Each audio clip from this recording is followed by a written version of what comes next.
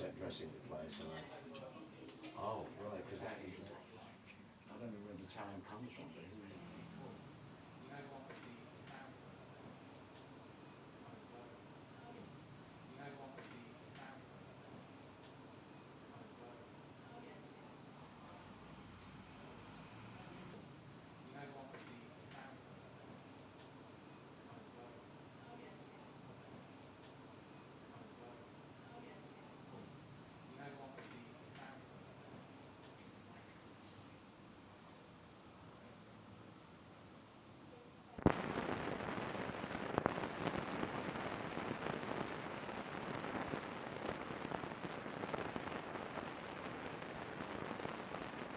But it seems to me that music has a lot of influence on a lot of young people today. You know, politics are getting, well, I don't know. You know how to get it. You know, a cat that talk on TV, a cat in Mississippi, a farmer in Mississippi, you can't barely understand him except when he says America.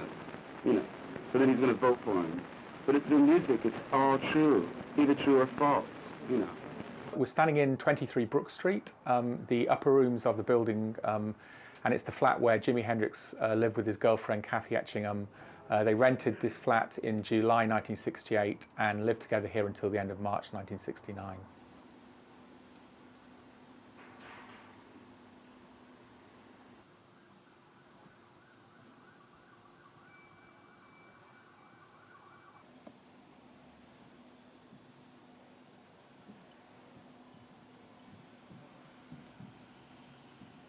When he found out that Handel had lived here, he was interested. He had a very open ear. He was always willing to listen to all kinds of music. So he went up to Oxford Street to HMV record shop and bought the Water Music and the Messiah.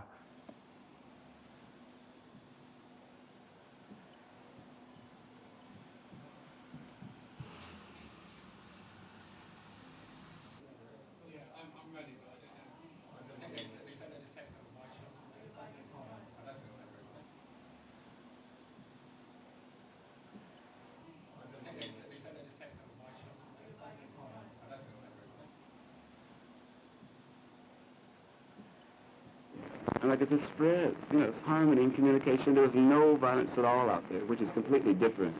You know, nobody can expect this through a mixed group or whatever you want to call it. One of the great advantages of living here was that there were no neighbours. It wasn't really a residential street at that time. So you could play music as loud as you liked, and they did.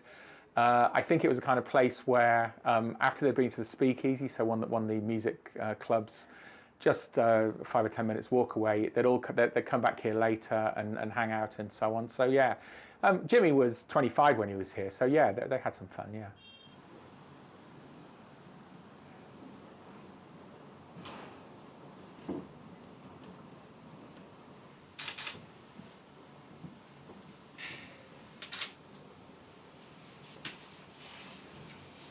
Uh-huh. Oh, that was a picture that was in the Melody Maker. I flashed and clicked, and then you noticed that. Then I put the camera down again. Then I think we just started talking about, you know, what his plans were and what music we were listening to, what we'd been up, because he was asking us about stuff, because he didn't, you know, he couldn't really. We saw everybody. And I said, well, last week I saw Eric Clapton. Oh, how's Eric? You know, I said, he's my favourite guitar player, you know.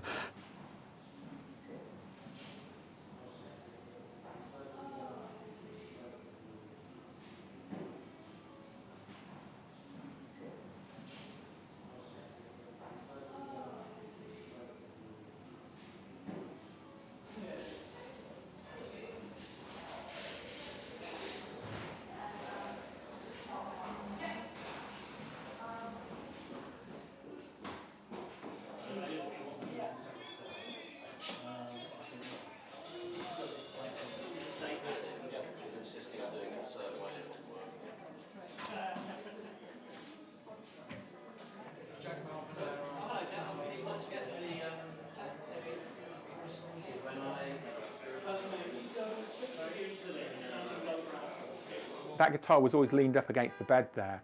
It was always within hand's reach. He composed many of his most famous songs on that guitar, not on an electric guitar actually. And she said, you know, he'd play and play and play. You know, people think of Hendrix as a genius. He was also someone who worked really, really hard on his music.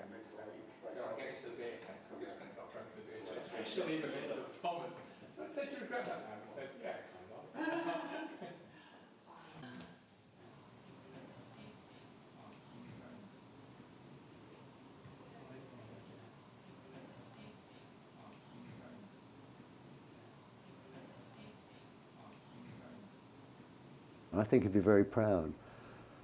And who'd have thought, you know, 47 years later or whatever, he'd still be known, and people, you still have the music. Every time I hear that, Hey Joe on the radio, I'm back in the darkroom again.